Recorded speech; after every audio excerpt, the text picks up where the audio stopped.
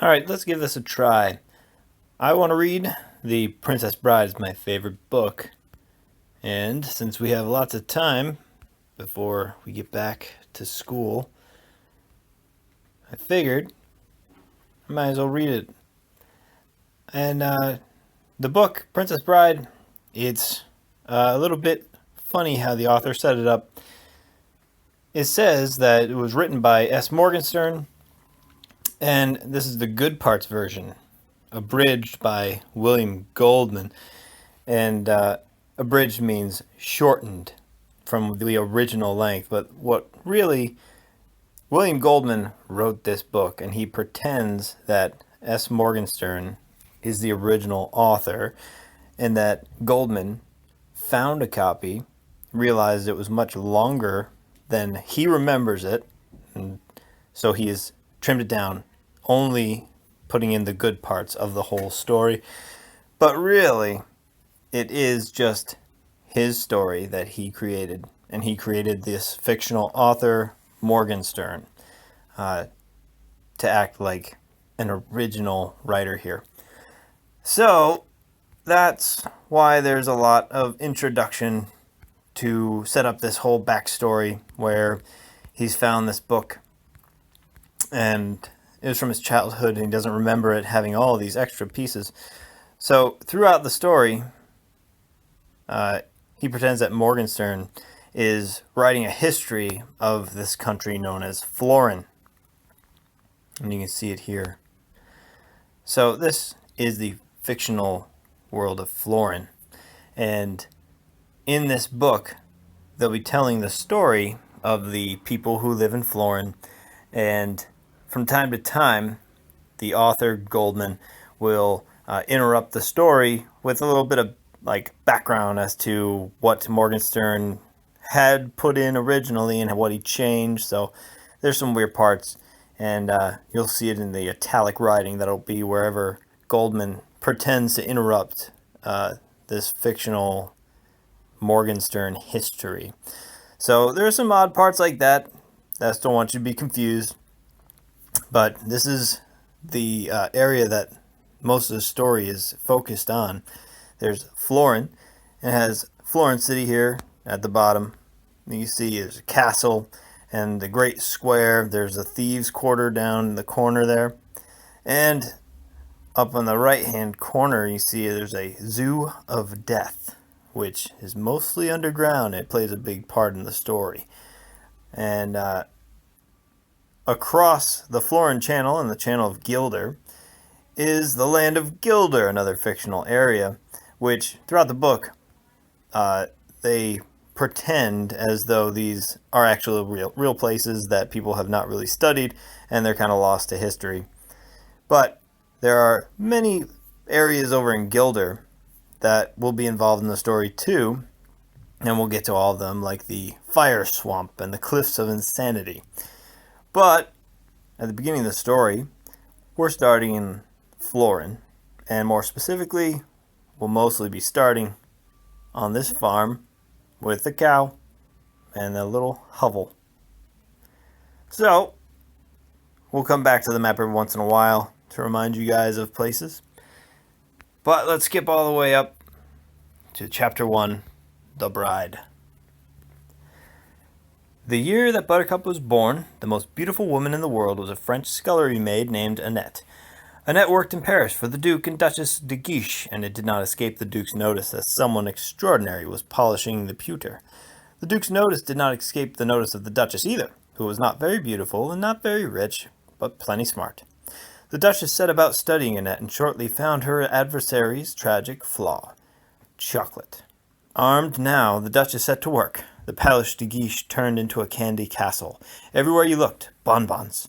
There were piles of chocolate-covered mints in the drawing rooms, baskets of chocolate-covered nougats in the parlors. Annette never had a chance. Inside a season, she went from delicate to whopping, and the Duke never glanced in her direction without sad bewilderment clouding his eyes. Annette, it might be noted, seemed only cheerier throughout her enlargement. She eventually married the pastry chef, and they both ate a lot until old age claimed them. Things, it might also be noted, did not fare so cheerily for the Duchess. The Duke, for reasons passing understanding, next became smitten with his very own mother-in-law, which caused the Duchess ulcers, only they didn't have ulcers yet. More precisely, ulcers existed, people had them, but they weren't called ulcers. The medical profession at the time called them stomach pains and felt the best cure was coffee dolloped with brandy twice a day until the pain subsided. The Duchess took her mixture faithfully, watching through the years as her husband and her mother blew kisses at each other behind her back. Not surprisingly, the Duchess's grumpiness became legendary, as Voltaire has so ably chronicled, except this was before Voltaire. The year Buttercup turned 10, the most beautiful woman lived in Bengal, and daughter of a successful tea merchant. The girl's name was Eleuthera, and her skin was of a dusky perfection unseen in India for 80 years. There have only been 11 perfect complexions in all of India since accurate accounting began. Eleuthera was 19 the year the pox plague hit Bengal. The girl survived, even if her skin did not.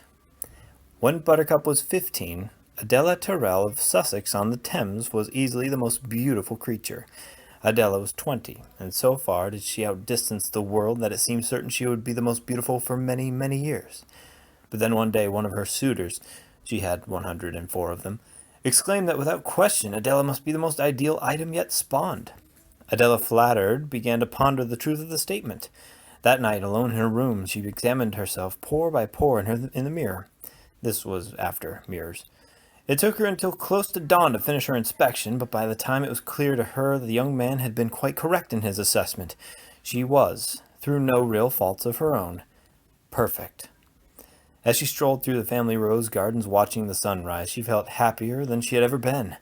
"Not only am I perfect," she said to herself, "I'm probably the most perfect person in the whole long history of the universe. Not a part of me could stand improving. How lucky I am to be perfect and rich and sought after and sensitive and young and—" Young? The mist was rising around her as Adela began to think. "Well, of course I'll always be sensitive," she thought. "And I'll always be rich, but I don't quite see how I'm going to manage to always be young. And when I'm not young, how am I going to stay perfect? And if I'm not perfect, well, what else is there?" What indeed? Adela furrowed her brow in desperate thought. It was the first time in her life her brow had ever had to furrow, and Adela gasped when she realized what she had done, horrified that she had somehow damaged it, perhaps permanently. She rushed back to her mirror and spent the morning, and although she managed to convince herself that she was still quite as perfect as ever, there was no question that she was not quite as happy as she had been. She had begun to fret. The first worry lines appeared within a fortnight, the first wrinkles within a month, and before the year was out, creases abounded. She married soon thereafter, the self-same man who accused her of sublimity and gave him merry hell for many years. Buttercup, of course, at 15, knew none of this, and if she had, would have found it totally unfathomable. How could someone care if she were the most beautiful woman in the world or not? What difference could it have made if you were only the third most beautiful, or the sixth? Buttercup at this time was nowhere near that high, being barely in the top 20, and that primarily on potential, certainly not on any particular care she took of herself. She hated to wash her face, she loathed the area behind her ears, she was sick of combing her hair, and did so as little as possible. What she liked to do, preferred above all else really, was to ride her horse and taunt the farm boy. The horse's name was Horse. Buttercup was never long on imagination, and it came when she called it, went where she steered it, did what she told it. The farm boy did what she told him too. Actually, he was more a young man now, but he had been a farm boy when, orphaned, he had come to work for her father, and Buttercup referred to him that way still. "Farm boy, fetch me this. Get me that, farm boy. Quickly, lazy thing. Trot now, or I'll tell father." "As you wish."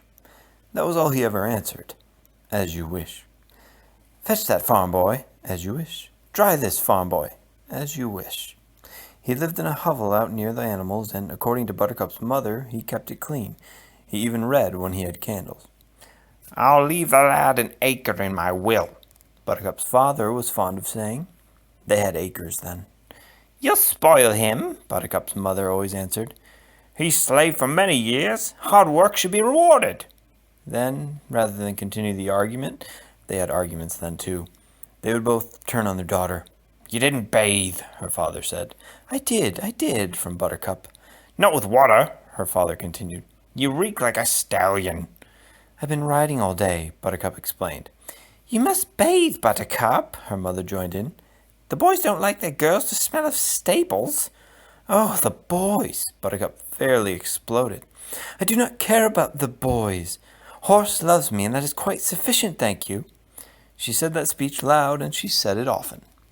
But, like it or not, things were beginning to happen. Shortly before her 16th birthday, Buttercup realized that it had now been more than a month since any girl in the village had spoken to her. She had never been much close to girls, so the change was nothing sharp, but at least before there were head nods exchanged when she rode through the village or along cart tracks. But now, for no reason, there was nothing. A quick glance away as she approached, that was all. Buttercup cornered Cornelia one morning at the blacksmith's and asked about the silence. I should think after what you've done, you'd have the courtesy not to pretend to ask, came from Cornelia. And what have I done? What? What? You've stolen them! With that, Cornelia fled, but Buttercup understood. She knew who them was. The boys. The village boys. The beef-witted, feather-brained, rattle-skulled, clod-plated, dim-domed, noodle-noggin, sap-headed, lunk-knobbed boys. How could anybody accuse her of stealing them? Why would anybody want them anyway? What good were they? All they did was pester and vex and annoy. Can I brush your horse, Buttercup? Thank you, but the farm boy does that. Can I go riding with you, Buttercup? Thank you, but I really do enjoy myself alone. You think you're too good for anybody, don't you, Buttercup? No, I don't. I just like riding by myself, that's all. But throughout her 16th year, even this kind of talk gave way to stammering and flushing and, at the very best, questions about the weather. Do you think it's going to rain, Buttercup? I don't know. I don't think so. The sky is blue. Well, it might rain. Yes, I suppose it might. You think you're too good for anybody, don't you, Buttercup? No, I just don't think it's going to rain, that's all. At night, more often than not, they would congregate in the dark beyond her window and laugh about her. She ignored them. Usually the laughter would give way to insult. She paid them no mind. If they grew too damaging, the farm boy handled things, emerging silently from his hovel, thrashing a few of them, sending them flying. She never failed to thank him when he did this. As you wish, was all he ever answered. When she was almost 17, a man in a carriage came to town and watched as she rode for provisions. He was still there on her return, peering out. She paid him no mind, and, indeed, by himself he was not important, but he marked a turning point. Other men had gone out of their way to catch sight of her. Other men had even ridden 20 miles for the privilege, as this man had. The importance here is that this was the first rich man who had bothered to do so, the first noble, and it was this man, whose name is lost to antiquity, who mentioned Buttercup to the Count. The land of Florin was set between where Sweden and Germany would eventually settle. This was before Europe. In theory, it was ruled by King Lotharon and his second wife, the Queen. But, in fact, the king was barely hanging on, could only rarely tell day from night, and basically spent his time in muttering. He was very old, every organ in his body had long since betrayed him, and most of his important decisions regarding Florin had a certain arbitrary quality that bothered many of the leading citizens. Prince Humperdinck actually ran things. If there had been a Europe, he would have been the most powerful man in it. Even as it was, nobody within 1,000 miles wanted to mess with him. The Count was Prince Humperdinck's only confidant. His last name was Rugen, but no one needed to use it. He was the only Count in the country, the title having been bestowed by the prince as a birthday present some years before, the happening taking place, naturally, at one of the Countess's parties. The Countess was considerably younger than her husband. All of her clothes came from Paris. This was after Paris. And she had superb taste. This was after taste, too, but only just. And since it was such a new thing, and since the Countess was the only lady in all Florin to possess it, is it any wonder she was the leading hostess of the land? Eventually, her passion for fabric and face paint caused her to settle permanently in Paris, where she ran the only salon of international consequence. For now, she busied herself with simply sleeping on silk, eating on gold, and being the single most feared and admired woman in Florinese history. If she had figure faults, her clothes concealed them. If her face was less than divine, it was hard to tell once she got done applying substances. This was before glamour, but if it hadn't been for ladies like the Countess, there would never have been a need for its invention. In sum, the Rugans were couple of the week in Florin, and had been for many years. All right, so this little break here is where the author Goldman is interrupting, air quotes, the story. He remembers pretending that he's found this book written by Morgenstern, and he is simply taking selections from it and using those for this book. But it's just part of the like pattern he's trying to set up in the book. So all of these italic writings are supposed to be Goldman, the author, speaking to the reader. This is me. All abridging remarks and other comments will be in this fancy italic type, so you'll know. When I said at the start that I'd never read this book, that's true. My father read it to me, and I just quick skimmed along, crossing out whole sections when I did the abridging, leaving everything just as it was in the original Morgenstern. This chapter is totally intact. My intrusion here is because of the way Morgenstern uses parentheses. The copy editor at Harcourt kept filling the margins of the galley proofs with questions. How can it be before Europe but after Paris? And how is it possible this happens before glamour, when glamour is an ancient concept? See glamour in the Oxford English Dictionary. And eventually, I'm going crazy. What am I to make of these parentheses? When does this book take place? I don't understand anything. Help! Denise, the copy editor, has done all my books since Boys and Girls Together, and she had never been as emotional in the margins with me before. I couldn't help her. Either Morgenstern meant them seriously, or he didn't. Or maybe he meant some of them seriously and some others he didn't. But he never said which were the serious ones. Or maybe it was just the author's way of telling the reader stylistically that this isn't real, it never happened. That's what I think, in spite of the fact that you read back into Florini's history, it did happen. Well, the facts anyway. No one can say about the actual motivations. All I can suggest to you is, if the parentheses bug you, don't read them. All right, and now we're getting back to the story, the Morgenstern story. Quick, quick, come! Buttercup's father stood in his farmhouse, staring out the window. Why? This from the mother. She gave away nothing when it came to obedience. The father made a quick finger point. Look! You know how! Buttercup's parents did not have exactly what you might call a happy marriage. All they ever dreamed of was leaving each other. Buttercup's father shrugged and went back to the window. Ah, he said after a while, and a little later again. Ah. Buttercup's mother glanced up briefly from her cooking. Such riches, Buttercup's father said. Glorious. Buttercup's mother hesitated, then put her stew spoon down. This was after stew, but so was everything. When the first man first clambered from the slime and made his first home on land, what he had for supper that first night was stew. The heart swells at the magnificence, Buttercup's father muttered very loudly. What exactly is it, Dumpling? Buttercup's mother wanted to know. You look, you know how, was all he replied. This was their 33rd spat of the day.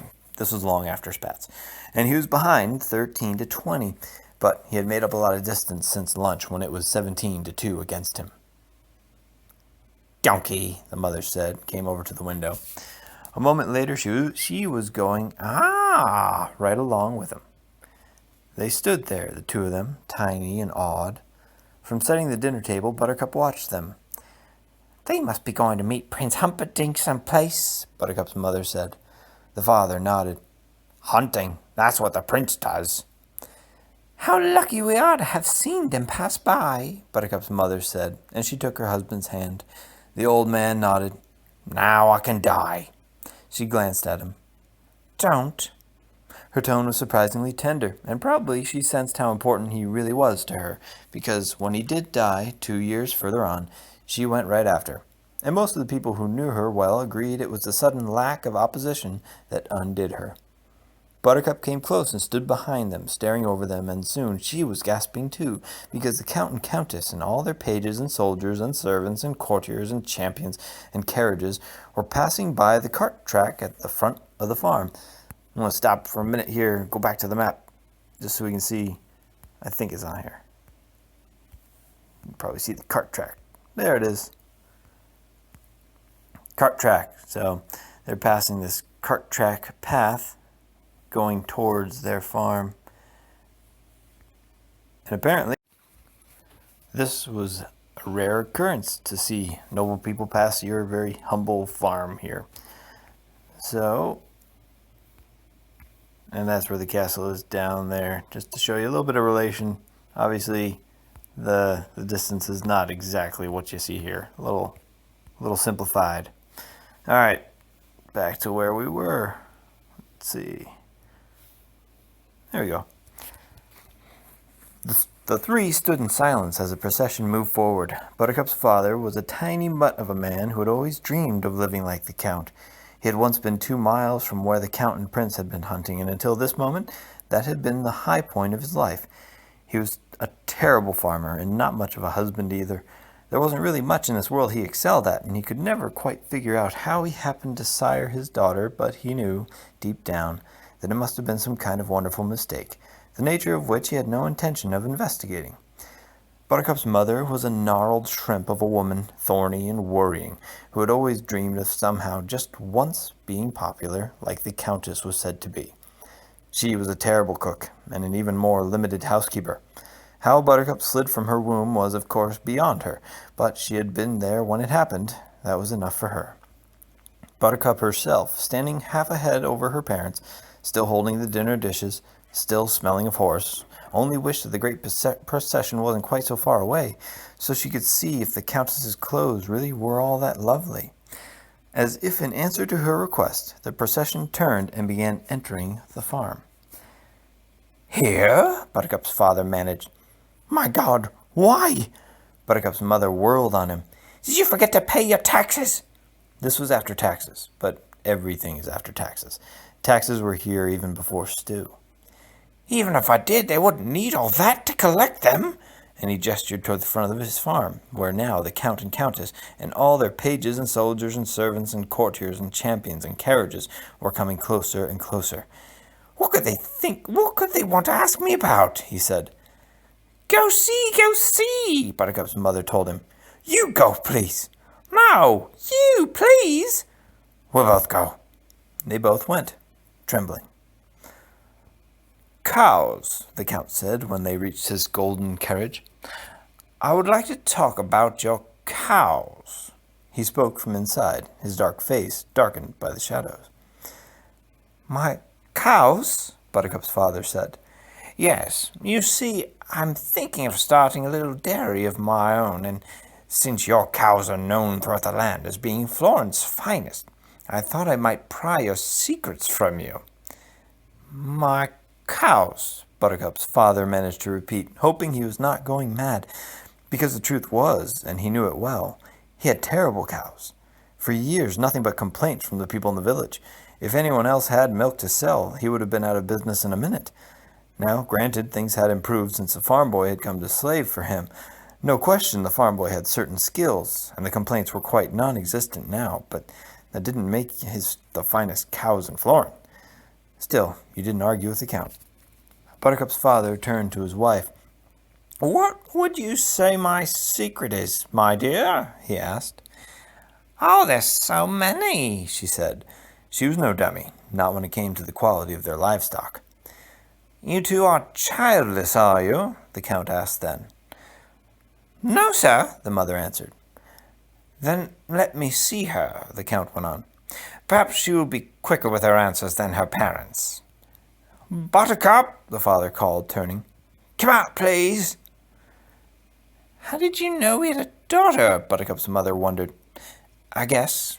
I assumed it had to be one or the other. Some days I'm luckier than—" He simply stopped talking then, because Buttercup moved into view, hurrying from the house to her parents. The Count left the carriage. Gracefully he moved to the ground and stood very still. He was a big man, with black hair and black eyes, and great shoulders, and a black cape and gloves. "Cutsy, dear," Buttercup's mother whispered. Buttercup did her best, and the Count could not stop looking at her.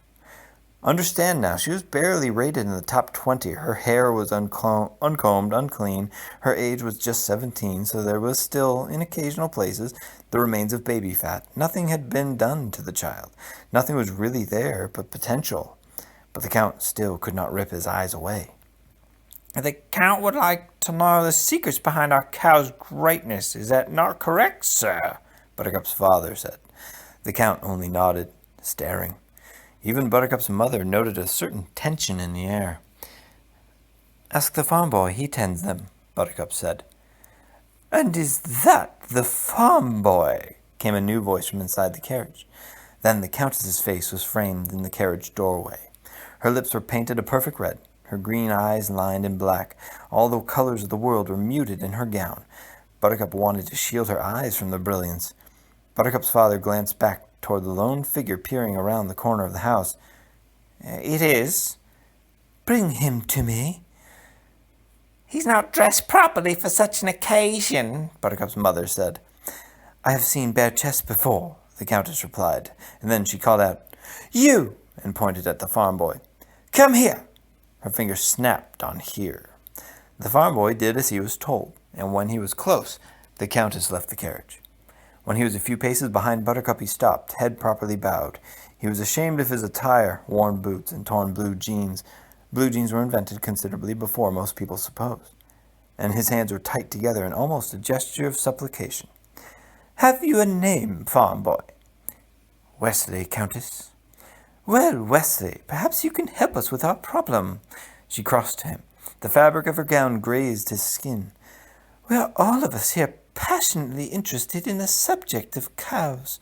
We are practically reaching the point of frenzy, such is our curiosity. Why do you suppose, Wesley, that the cows of this particular farm are the finest in all Florin? What do you do to them? I just feed them, Countess. Well, then, there it is. The mystery is solved. The secret we can all rest. Clearly, the magic is in Wesley's feeding. Show me how you do it, would you, Wesley? Feed the cows for you, Countess. Bright lad. When? Now will be soon enough. And she held out her arm to him. Lead me, Wesley. Wesley had no choice but to take her arm, gently. It's behind the house, madam. It's terribly muddy back there. Your gown will be ruined. I wear them only once, Wesley, and I burn to see you in action. So off they went to the cowshed. Throughout all this, the Count kept watching Buttercup. I'll help you, Buttercup called after Wesley. Perhaps I'd best just see just how he does it, the Count decided.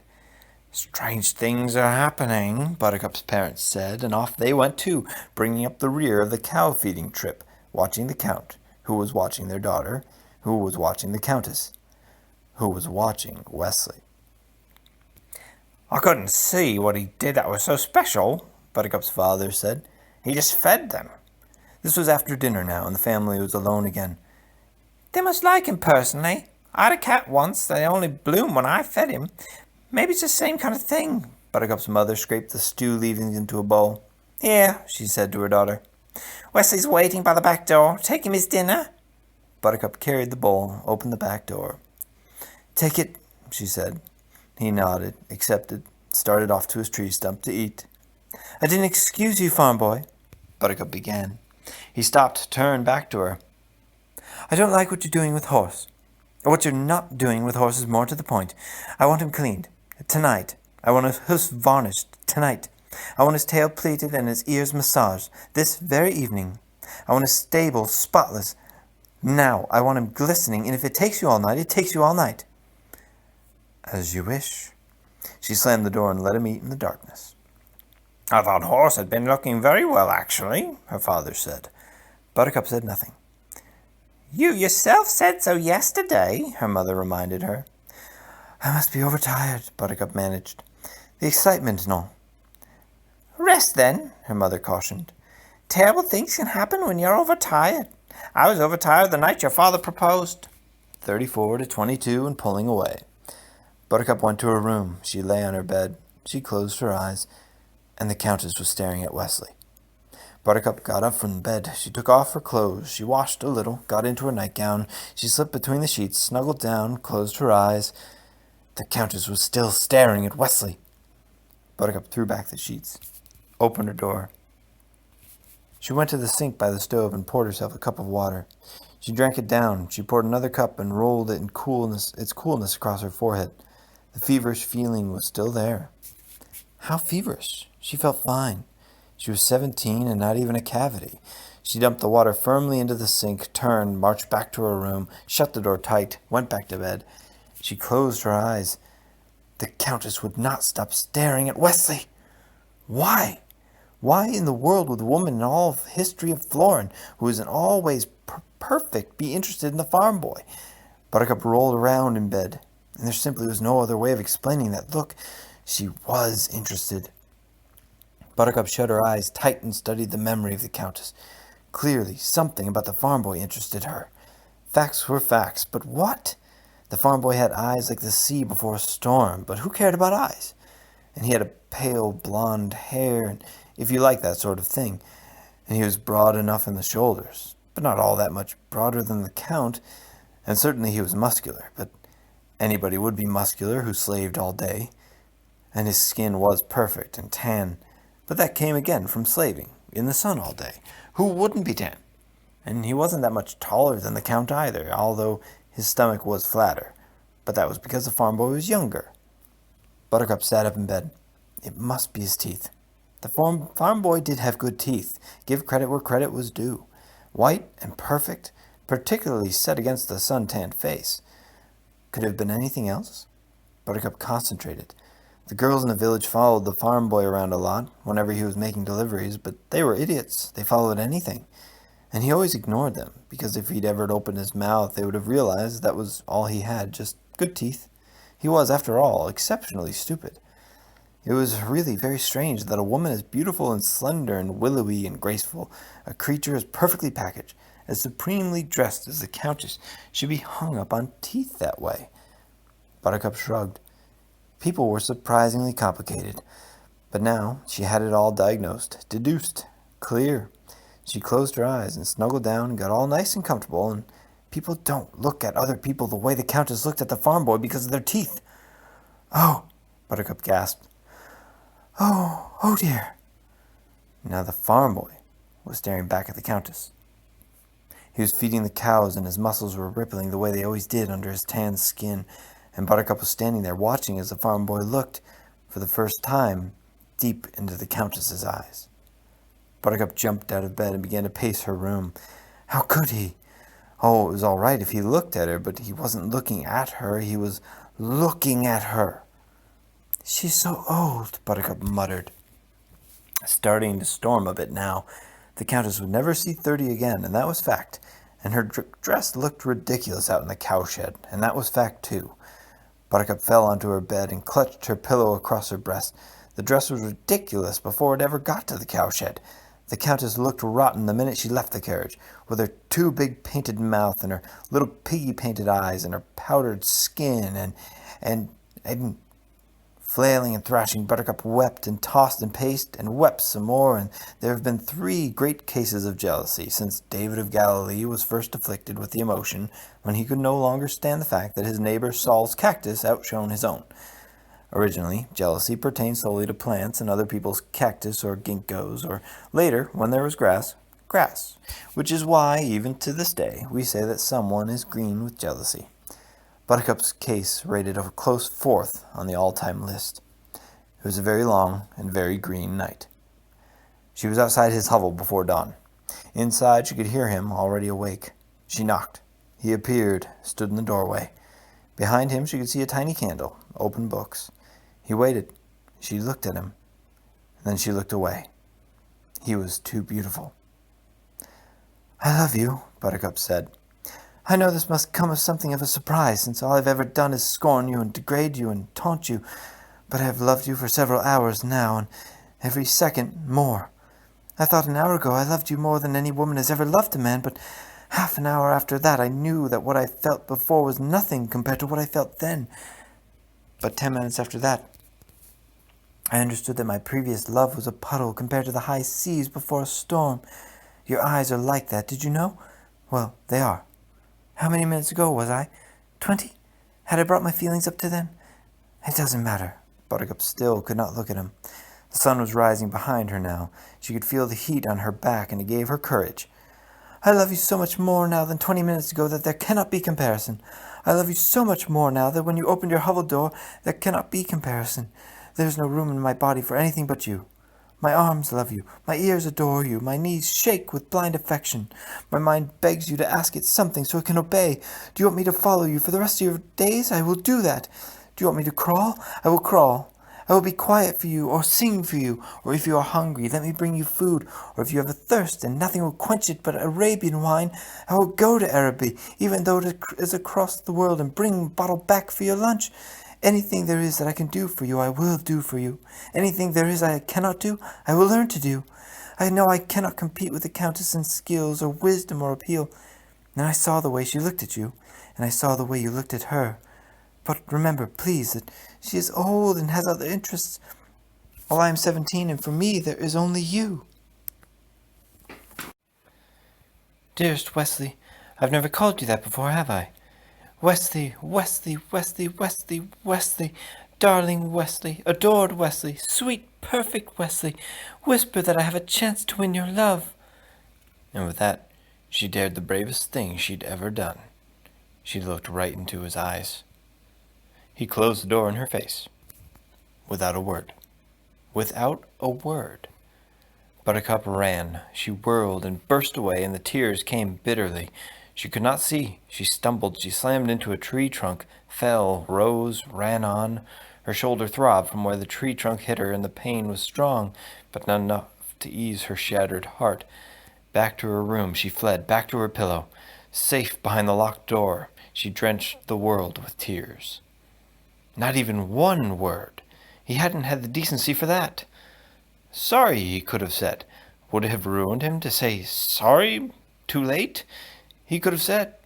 Why couldn't he at least have said something? Buttercup thought very hard about that for a moment, and suddenly she had the answer. He didn't talk because the minute he opened his mouth, that was it. Sure, he was handsome, but dumb? The minute he had exercised his tongue, it would have all been over. Duh. That's what he would have said. That was the kind of thing Wesley came out with when he was feeling really sharp. Duh. Thanks, Buttercup.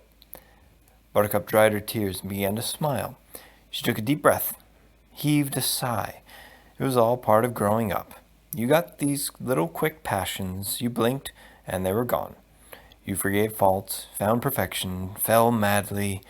Then the next day the sun came up and it was over. Chalk it up to experience, old girl, and get on with the morning. Buttercup stood, made her bed, changed her clothes, combed her hair, smiled, and burst out again in a fit of weeping, because there was a limit to just how much you could lie to yourself.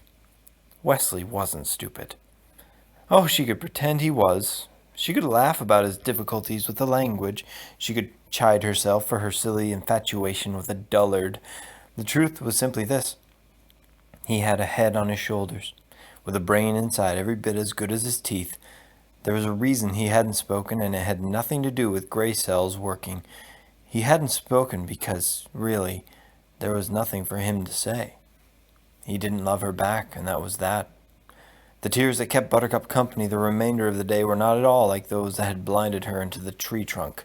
Those were noisy and hot. They pulsed. These were silent and steady, and all they did was remind her that she wasn't good enough.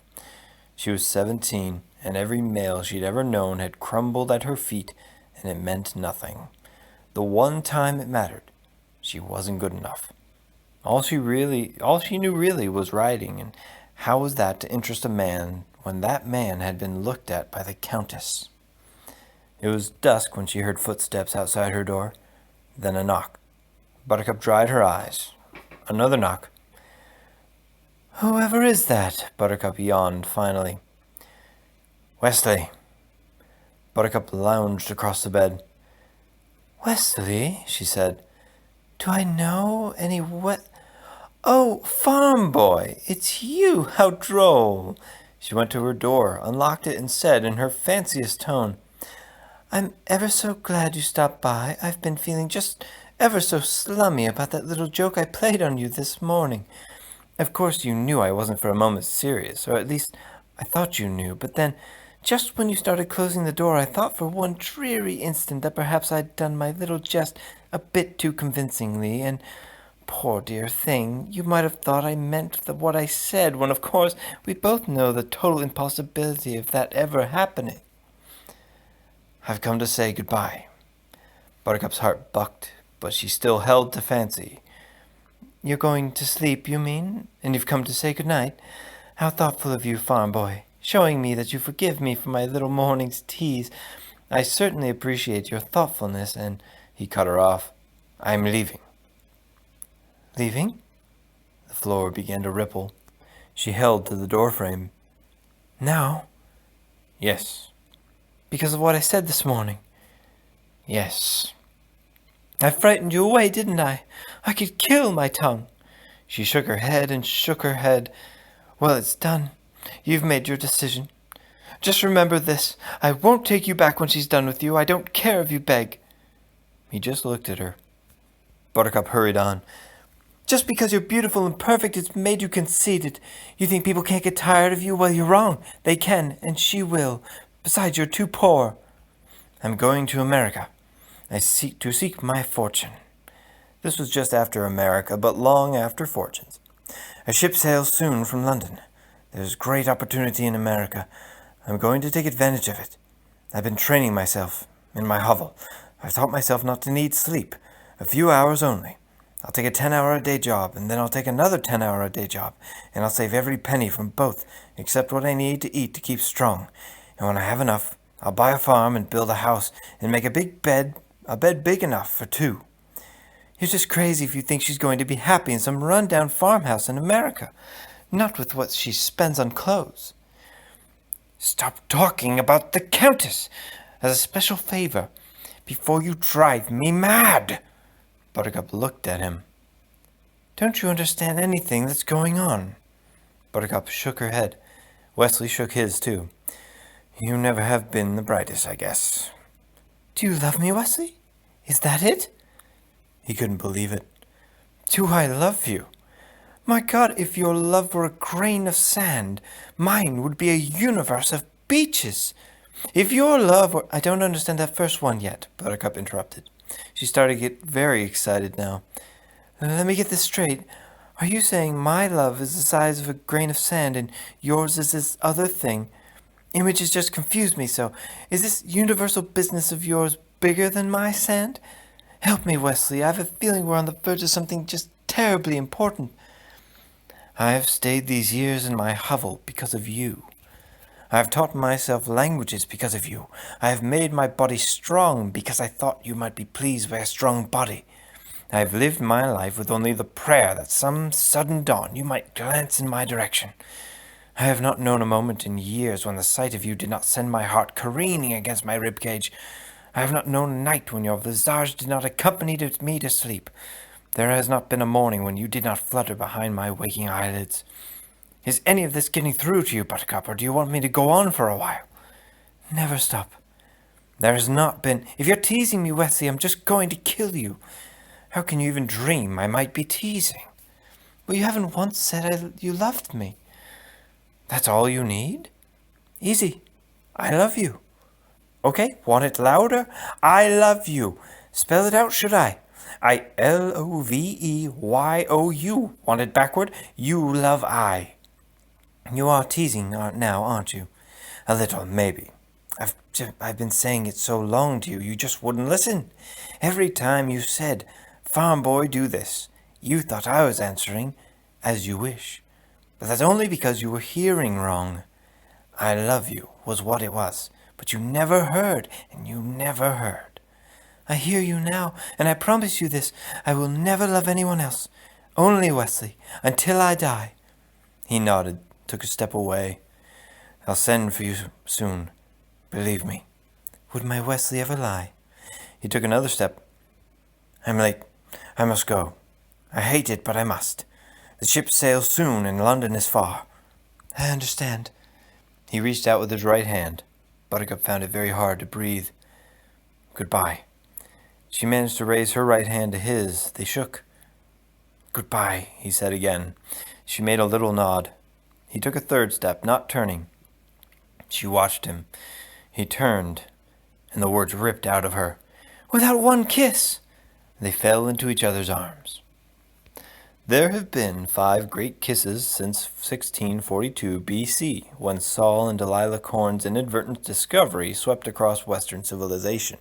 Before then, couples hooked thumbs. And the precise rating of kisses is a terribly difficult thing, often leading to great controversy, because although everyone agrees with the formula of affection times purity times intensity times duration, no one has ever been completely satisfied with how much weight each element should receive. But on any system, there are 5 that everyone agrees deserve full marks. Well, this one left them all behind. The first morning after Wesley's departure, Buttercup thought she was entitled to do nothing more than sit around moping and feeling sorry for herself. After all, the love of her life had fled. Life had no meaning. How could you face the future, etc., etc.? But after about 2 seconds of that, she realized that Wesley was out in the world now, getting nearer and nearer to London. And what if a beautiful city girl caught his fancy while she was just back here moldering? Or worse, what if he got to America and worked his jobs and built his farm and made their bed and sent for her, and when she got there, he would look at her and say, "I'm sending you back. The moping has destroyed your eyes. The self-pity has taken your skin. You're a slobby-looking creature. I'm marrying an Indian girl who lives in a teepee nearby and is always in the peak of condition." Buttercup ran to her bedroom mirror. "Oh, Wesley," she said, "I must never disappoint you." And she hurried downstairs to where her parents were squabbling. 16 to 13 and not past breakfast yet. "I need your advice," she interrupted. "What can I do to improve my personal appearance?" "Start by bathing," her father said. "And do something with your hair while you're at it," her mother said. "Unearth the territory behind your ears. Neglect not your knees." "That will do nicely for starters," Buttercup said. She shook her head. "Gracious, but it isn't easy being tidy." Undaunted, she set to work. Every morning she awoke, if possible by dawn, and got the farm chores finished immediately. There was much to be done now, with Wesley gone, and more than that. Ever since the Count had visited, everyone in the area had increased his milk order, so there was no time for self-improvement until well into the afternoon. But then she really set to work. First a good cold bath. Then, while her hair was drying, she would slave after fixing her figure faults. One of her elbows was just too bony, the opposite wrist not bony enough, and exercise what remained of her baby fat. Little left now, she was nearly 18, and brush her hair. Her hair was the color of autumn, and it had never been cut, so 1,000 strokes took time. But she didn't mind, because Wesley had never seen it clean like this, and wouldn't he be a surprise when she stepped off the boat in America? Her skin was the color of wintry cream, and she scrubbed her every inch well past gleaming, and that wasn't much fun, really, but wouldn't Wesley be pleased with how clean she was as she stepped off the boat in America? And very quickly now her potential began to be realized. From 20th she jumped within 2 weeks to 15th, an unheard of change in such time. But 3 weeks after that she was already 9th and moving. The competition was tremendous now, but the day after she was 9th, a 3-page letter arrived from Wesley in London, and just reading it over put her up to 8th.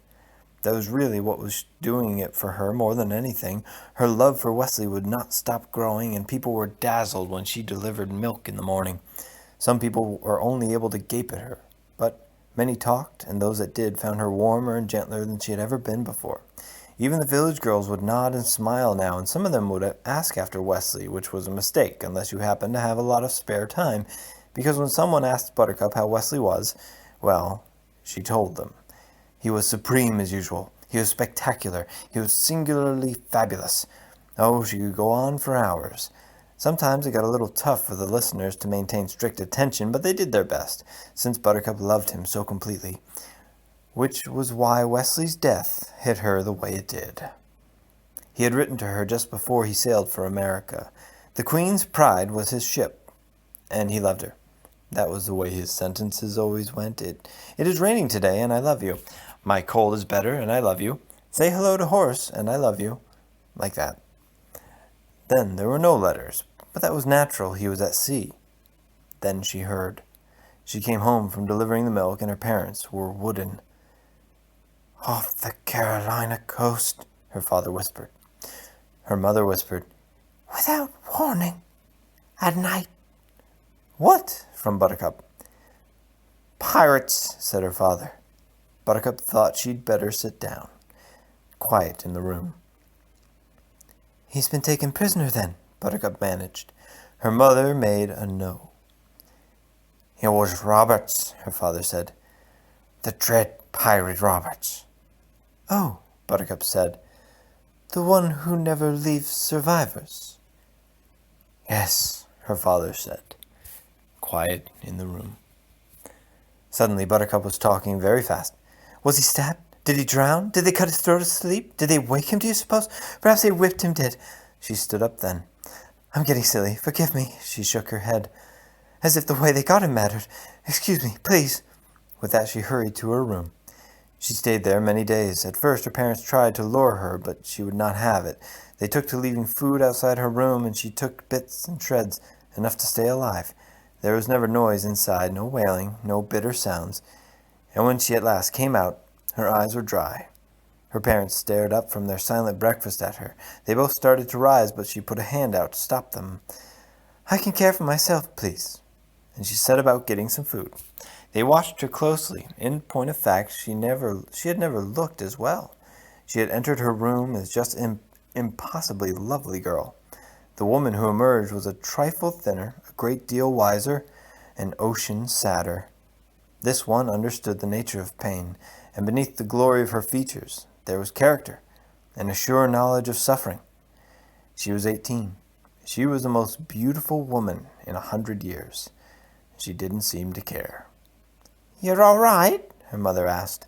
Buttercup sipped her cocoa. "Fine," she said. "You're sure?" her father wondered. "Yes," Buttercup replied. There was a very long pause. "But I must never love again." She never did. Chapter 2 is called The Groom. We'll get to that next time.